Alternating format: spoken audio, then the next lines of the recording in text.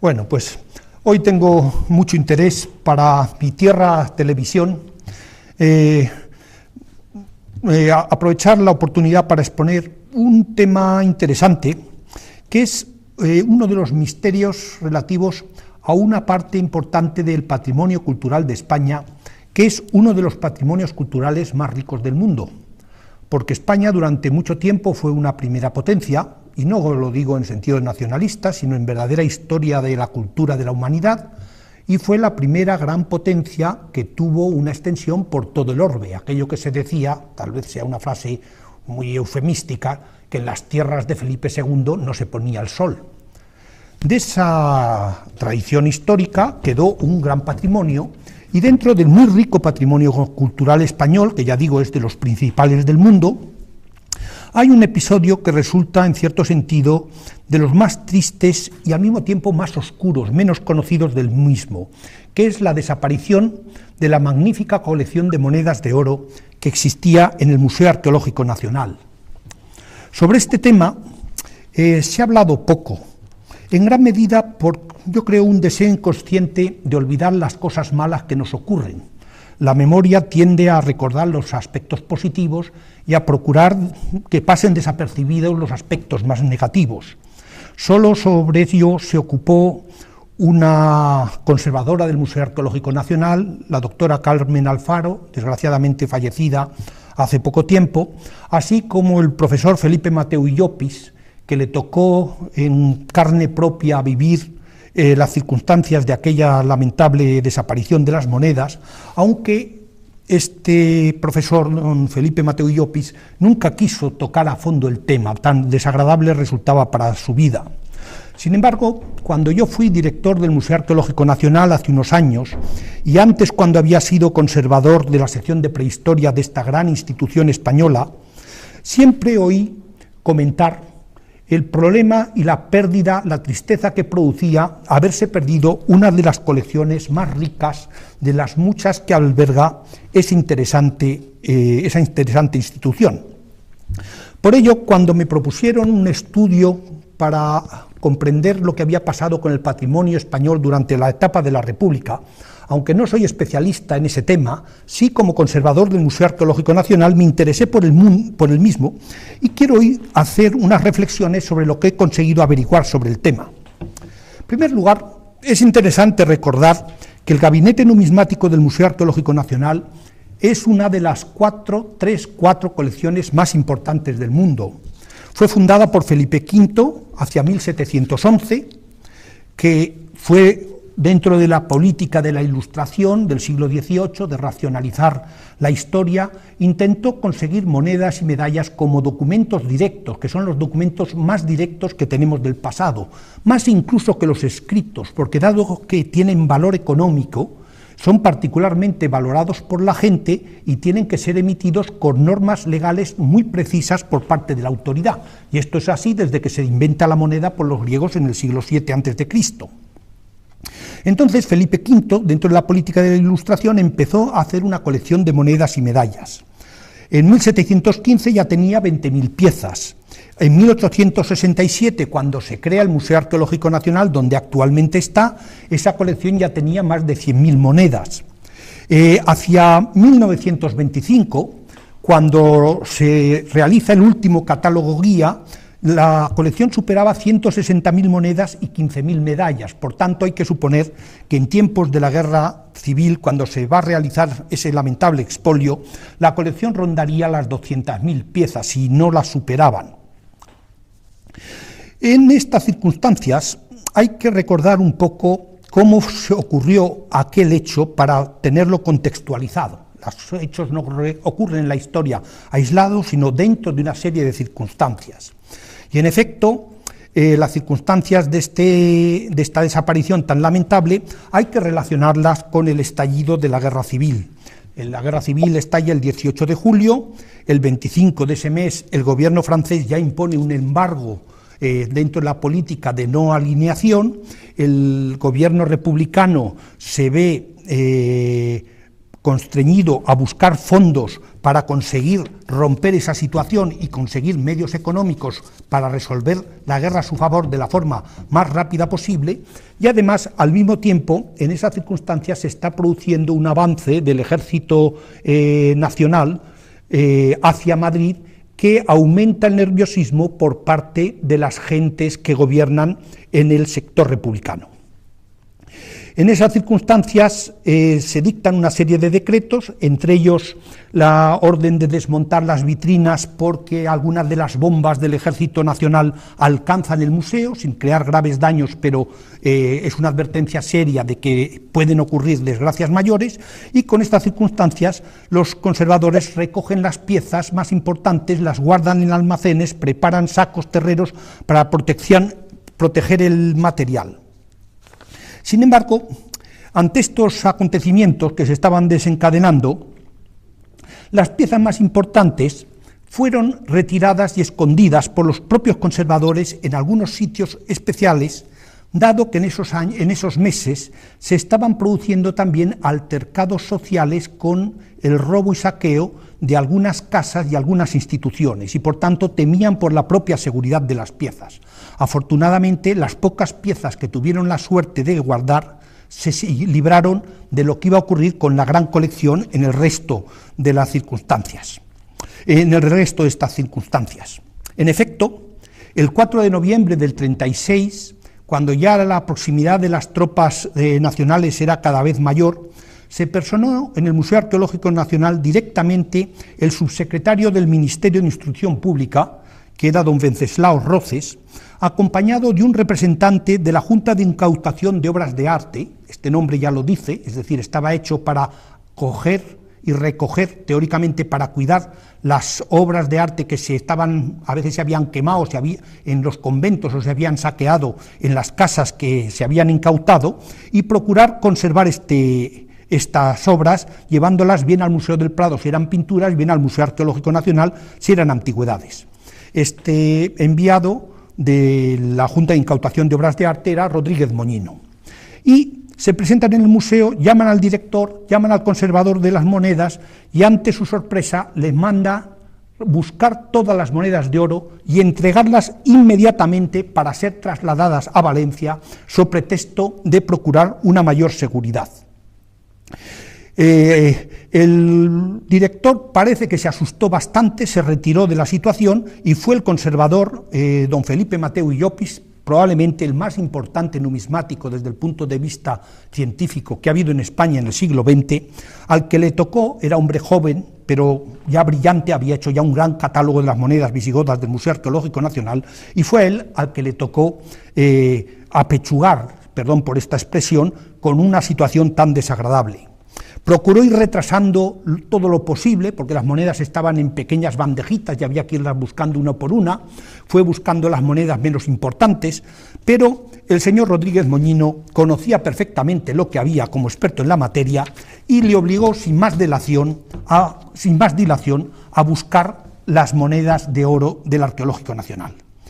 La situación se hizo muy violenta. Llegó a pedir permiso para que algunas piezas excepcionales se las dejaran no entregar y seguir en el museo. La respuesta fue que guardara la que quisiera, pero que con un tiro en la nuca se iría del Museo Arqueológico Nacional, y ante esa situación no tuvo más remedio que facilitar el acceso a todas las monedas. Estas eran recogidas de las bandejas, volcadas en los gorros lo dice textualmente, volcadas en los gorros de los milicianos que le acompañaban armados, y directamente pesadas para valorar su oro y empaquetadas, y se acabaron en 2 cajas que fueron trasladadas en coche directamente al ministerio y de allí a Valencia.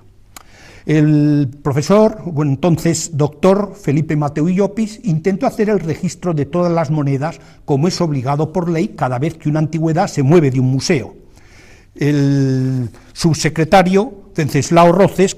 que iba además armado con una metralleta, según explica en su atestado el señor Mateu y Llopis, le rompió todos los atestados, hizo un acta en la que solo constaba el número de las monedas y en algunos casos el peso, en algún caso incluso ni siquiera eso. Y con esa somera de relación salió del Museo Arqueológico Nacional el mayor tesoro numismático de nuestra historia, resultado de más de 250 años de coleccionismo de no solo monedas por su belleza o por su valor económico, sino de auténtica historia de España en el sentido de historia colectiva de la sociedad, de la gente que ha vivido en esta tierra durante tanto tiempo y que es los antecesores de nuestros directos y por tanto la visión del pasado nuestro directa.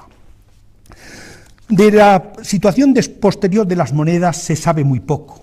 pero es algo que casi entraría en una película de trama negra, es decir, casi, si no es porque es histórico, diríamos que es una película de ciencia ficción. Hay aspectos que suenan a lo peor de nuestra historia, pero no hay que cargar las tintas, ni menos hacer partidismo de ello. Hay otras cosas que entran mucho más, diríamos, en películas de tipo gangsteril, que es a lo que va a recordar el tema.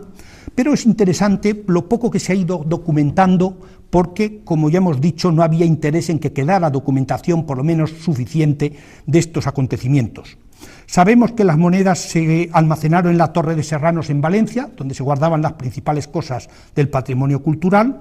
De ahí sabemos que salieron para el monasterio de Pedralbes en Barcelona y de ahí a la caja de reparaciones, que era donde se recogían todo lo que habían robado, hay que usar esta terminología, de las cajas particulares de los bancos que se había concentrado en ese lugar de la Plaza de Cataluña. Posteriormente, cuando ya Cataluña estaba a punto de caer en el bando nacional, en manos del Ejército Nacional, estas piezas fueron trasladadas al Castillo de Figueras y de ahí a una mina en Lavajol, desde donde salieron para Francia, donde prácticamente ya se va a perder su pista, que solo se puede reconstruir a través de otros documentos de forma indirecta. Por esos documentos se sabe que embarcaron en el Havre con el barco Vita, conocido porque junto a estas monedas iban otros tesoros del patrimonio español, como por ejemplo buena parte del tesoro del Escorial o buena parte de la Catedral de Toledo, que es una de las grandes riquezas justo después del Vaticano, probablemente era el mayor tesoro acumulado por la historia en toda Europa. Y todo eso partió para México, donde iba a desembarcar en principio a Veracruz, pero finalmente desembarcó en Tampico, que era un puerto pequeño dedicado a extracciones petroleras, donde no había testigos, y ahí el cargamento del Vita se subió en 2 vagones, y de los 2 vagones fue a parar a una casa contigua a la de Prieto, que había sido ministro y presidente de gobierno, que va a tener un particular protagonismo en las vicisitudes de estas monedas. Sí que vale la pena recordar que con estas monedas iban algunas piezas únicas, no solo de la numismática española, sino de la numismática universal. Una gran estátera de Cícico, un dárico de oro, un séquel de Electrón de Cartago, hablo solo de por supuesto, de monedas de oro, áureos de 60 ases con cabeza de Marte, la riquísima colección de monedas visigoda, la mejor del mundo, la magnífica colección de monedas hispanoárabe, también la mejor del mundo, la magnífica colección de doblones españoles, también la mejor del mundo. Todo eso desapareció en esta navegación, vamos a decir, del barco Vita, y con unas palabras muy sinceras y muy claras de Felipe Mateu y Llopis en 1995, recordando su vida poco antes de morir, porque murió nonagenario, recordaba con verdadera amargura personal cómo eso había sido, cito textualmente, una verdadera catástrofe para la numismática nacional.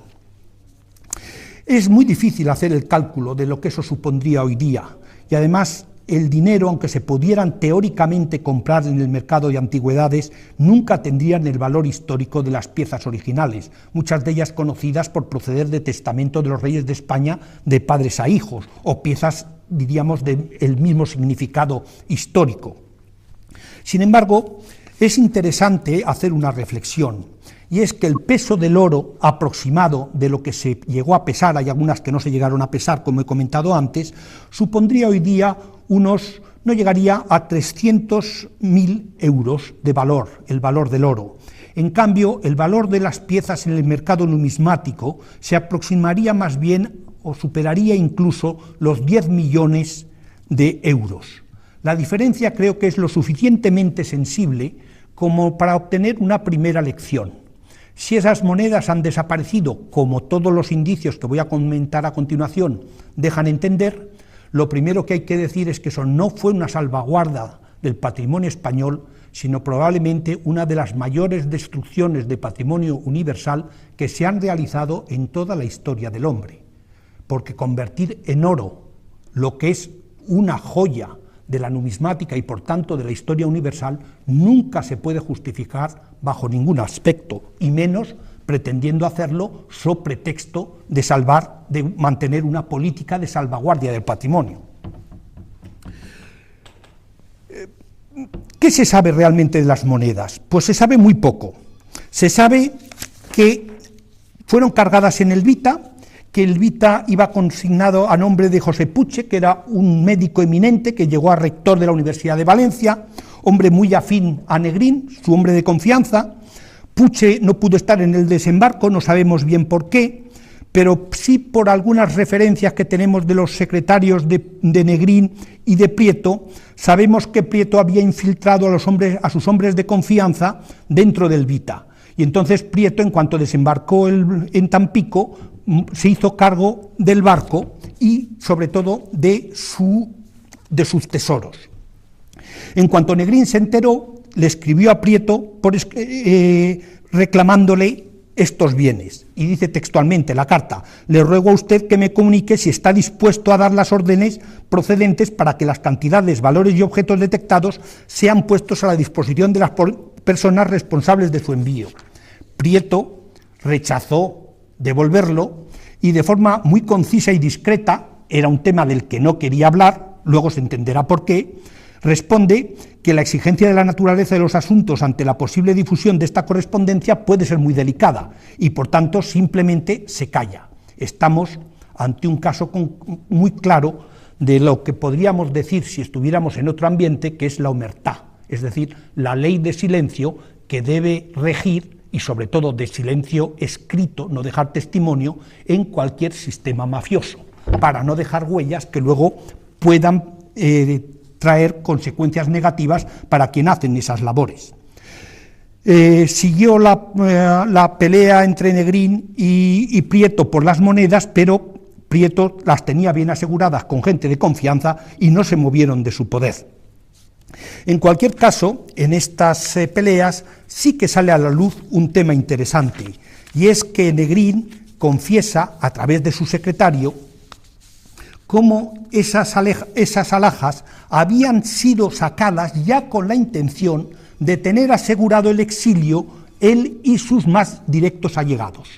lo cual está en contradicción con las leyes y los decretos que teóricamente eran para su salvaguardia. Es decir, son testimonios que vienen del círculo próximo a los que tomaban las medidas y, por tanto, de plena fiabilidad desde el punto de vista histórico. Teóricamente, estas monedas iban para servir para la Junta de Auxilio a los republicanos españoles, la JARE, o para el Servicio de Evacuación de Republicanos Españoles, la SERE, o la CAFARE, distintas instituciones de este tipo. Sin embargo, por otras circunstancias que aquí no son del caso, parece que solo en una mínima parte llegaron a tener esa función. ¿Qué se sabe de la desaparición de las monedas? Pues realmente se sabe muy poco, porque no ha habido ninguna documentación por lo que acabo de comentar. Las cajas aparecieron unos años después flotando en un lago de los alrededores de México, y entonces quiere decir que su contenido había sido saqueado. Monedas españolas de las que nunca habían circulado en México, porque allí circulaban las mexicanas, el oro venía de América a España, luego no hacía falta importar oro español, se vieron en México y harían pensar que algunas salieran al mercado. Sin embargo, como se habían robado muchas cajas particulares, es muy posible que esas monedas sean las que venían de colecciones particulares, no las del Museo Arqueológico Nacional, porque las que se conocen del Museo Arqueológico Nacional nunca han salido al mercado y por tanto eso quiere decir que ya no existen. Sí que sabemos algunas cosas que ayudan a contextualizar el ambiente de esta situación. Por ejemplo, sabemos que cuando se sacan las monedas, se produce el expolio de las monedas del Museo Arqueológico Nacional, también se dan una serie de decretos para vaciar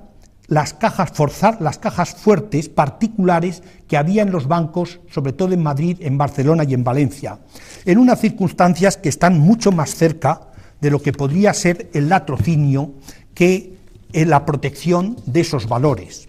Hay dos circunstancias que ayudan a comprenderlo. Una es que se robaron sin hacer relación de lo que contenían las cajas, aunque teóricamente se salvaban y por tanto se pensaba luego devolverlas. Si uno no hace relación, las mete directamente en una caja o en un saco, quiere decir que el pensamiento, la idea de devolución no es cierta. En segundo lugar,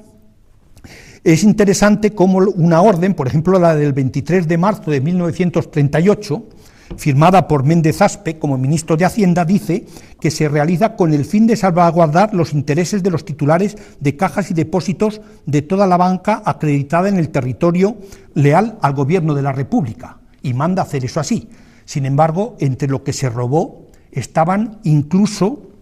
los bienes del Monte de Piedad, donde se guardaban cosas tan modestas como un anillo de matrimonio o una medalla recuerdo de familia que dejaban allí la gente pobre para pasar a lo mejor un fin de mes, los aprietos de fin de mes y luego recuperarlo. Y eso se trató como el resto de las alhajas que robaban a los ricos o a las clases medias en los bancos. Es decir, la situación es más de película gangsteril que de actuación de un gobierno occidental protegiendo los bienes culturales, frente a lo que algunos han intentado a veces disimular con intereses ciertamente no de objetividad histórica.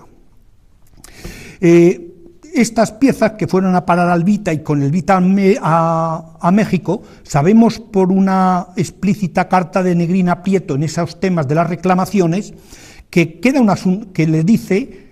textualmente, queda un asunto esencial, y es que en marzo de este año el ministro de Hacienda, que era Méndez Aspe, de acuerdo conmigo, y conforme a un plan minuciosamente estudiado y preparado desde hacía mucho tiempo, trató de asegurar en países y por procedimientos que en nuestro derecho sobre los recursos del Estado republicano no pudieran ser puestos en peligroso litigio, porque ya sabían que no era legítimo, que todos los medios utilizables para remediar en lo posible el infortunio de nuestros compatriotas en la emigración estuviera a buen recaudo.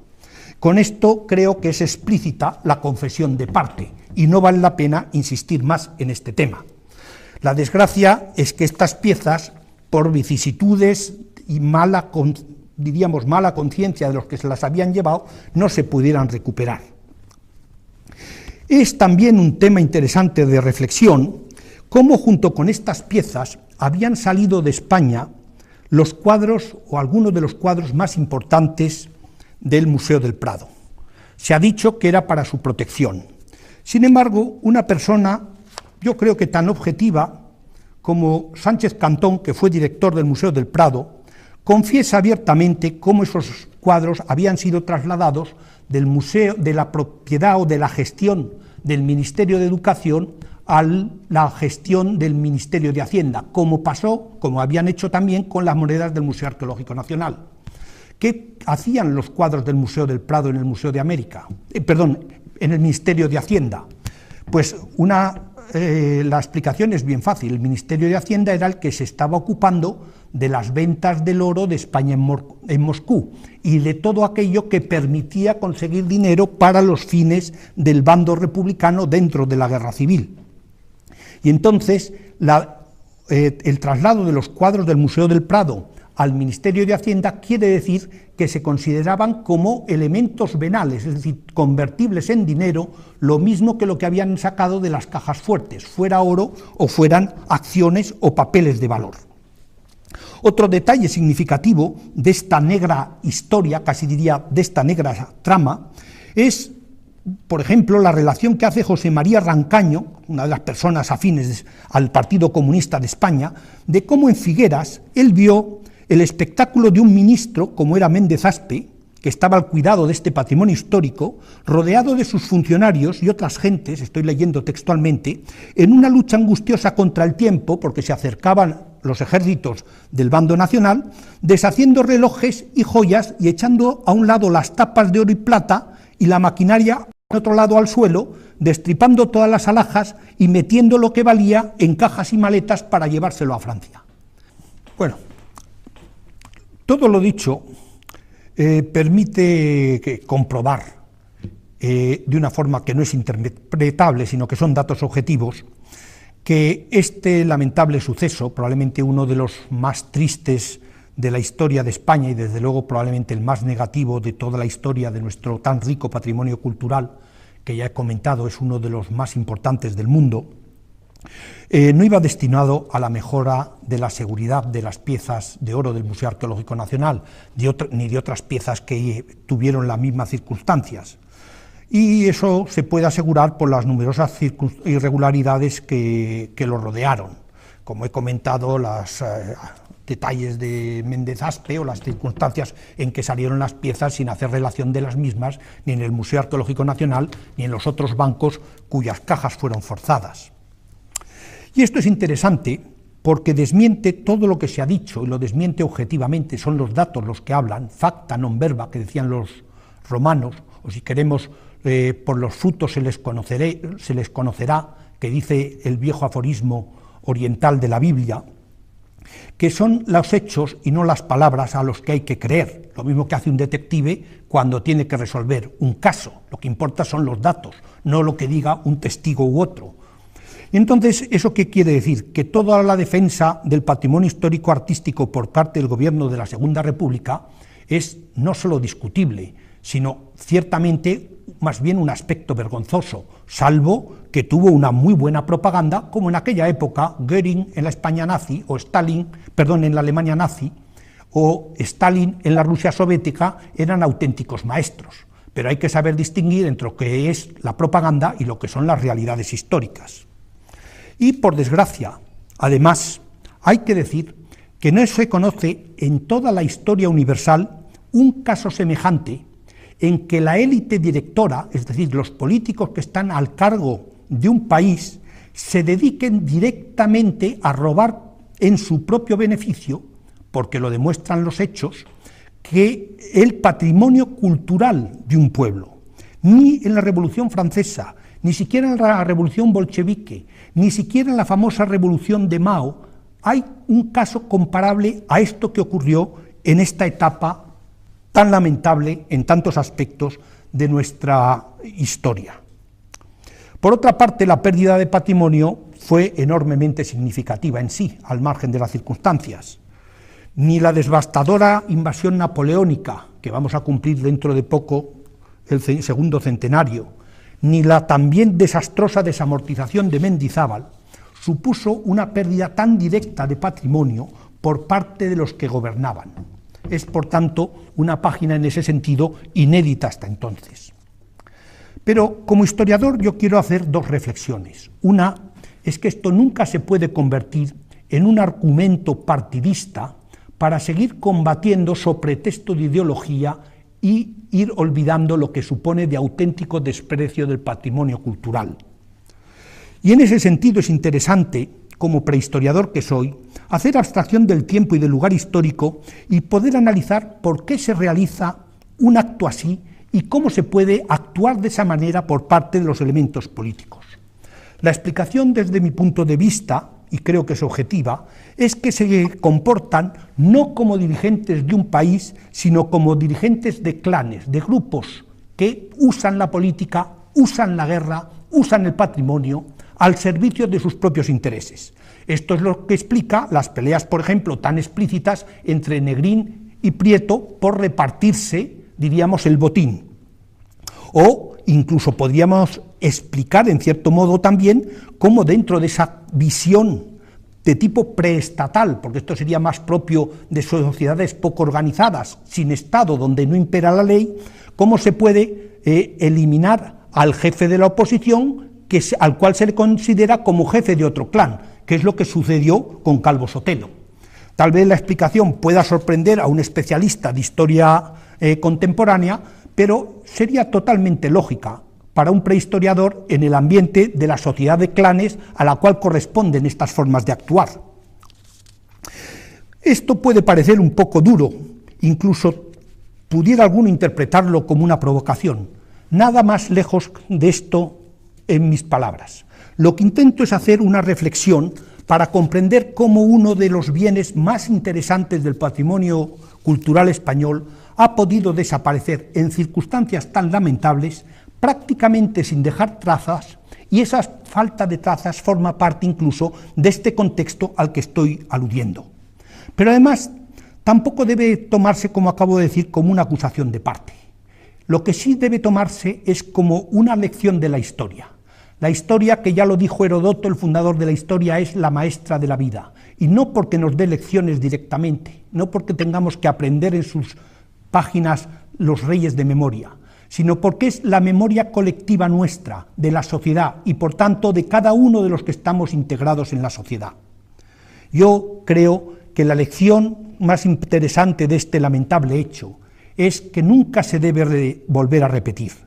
pero que este riesgo siempre existirá mientras nuestra sociedad no llegue a superar definitivamente el sistema clientelar, ese de los amigos, ese de las componendas, que todavía está tan vigente en muchos aspectos de nuestra sociedad y que todavía explica en buena parte cómo nuestro patrimonio histórico, y no solo nuestro patrimonio histórico, sino a veces intereses aún más importantes, no están cuidados por parte de los que gobiernan, tal como mereciera y tal como deseamos aquellos que les votamos y les apoyamos. Muchas gracias.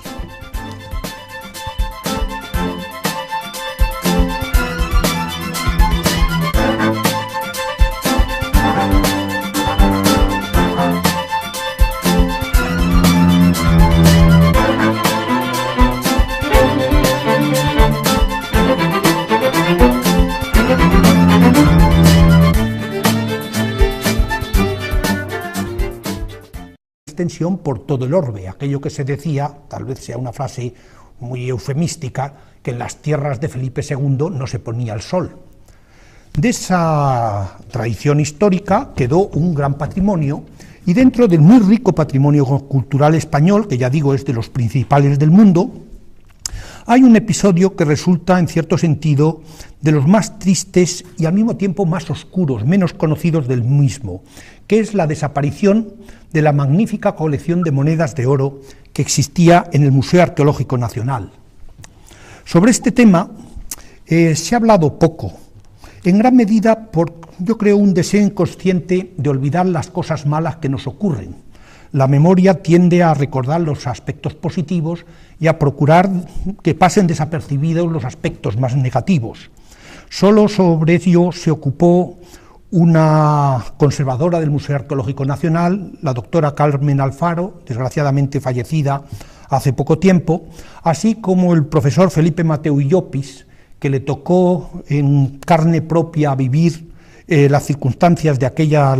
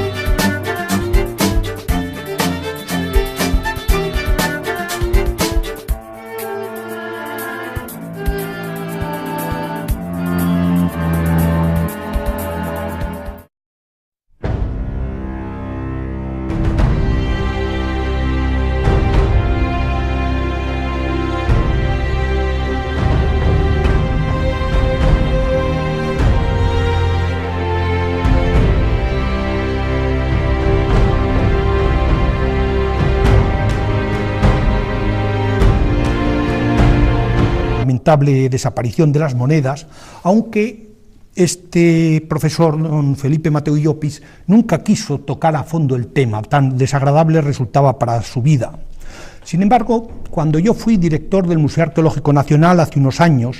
y antes cuando había sido conservador de la sección de prehistoria de esta gran institución española, siempre oí comentar el problema y la pérdida, la tristeza que producía haberse perdido una de las colecciones más ricas de las muchas que alberga esa interesante institución.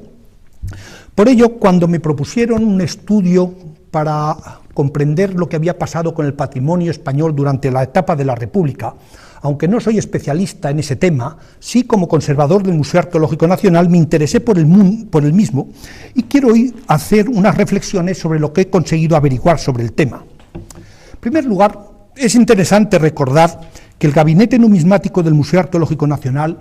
es una de las cuatro colecciones más importantes del mundo. Fue fundada por Felipe V hacia 1711.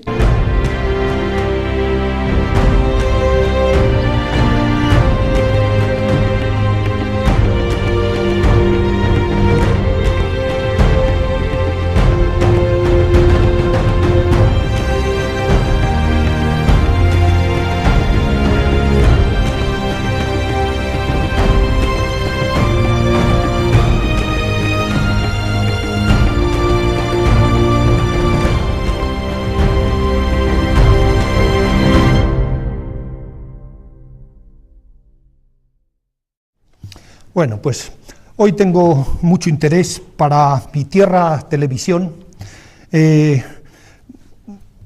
aprovechar la oportunidad para exponer un tema interesante, que es uno de los misterios relativos a una parte importante del patrimonio cultural de España, que es uno de los patrimonios culturales más ricos del mundo, porque España durante mucho tiempo fue una primera potencia, y no lo digo en sentido nacionalista, sino en verdadera historia de la cultura de la humanidad, y fue la primera gran potencia que tuvo que fue dentro de la política de la Ilustración del siglo XVIII, de racionalizar la historia, intentó conseguir monedas y medallas como documentos directos, que son los documentos más directos que tenemos del pasado, más incluso que los escritos, porque dado que tienen valor económico, son particularmente valorados por la gente y tienen que ser emitidos con normas legales muy precisas por parte de la autoridad. Y esto es así desde que se inventa la moneda por los griegos en el siglo VII a.C. Entonces Felipe V, dentro de la política de la Ilustración, empezó a hacer una colección de monedas y medallas. En 1715 ya tenía 20.000 piezas. En 1867, cuando se crea el Museo Arqueológico Nacional, donde actualmente está, esa colección ya tenía más de 100.000 monedas. Hacia 1925, cuando se realiza el último catálogo guía, la colección superaba 160.000 monedas y 15.000 medallas. Por tanto, hay que suponer que en tiempos de la guerra civil, cuando se va a realizar ese lamentable expolio, la colección rondaría las 200.000 piezas, y no las superaban.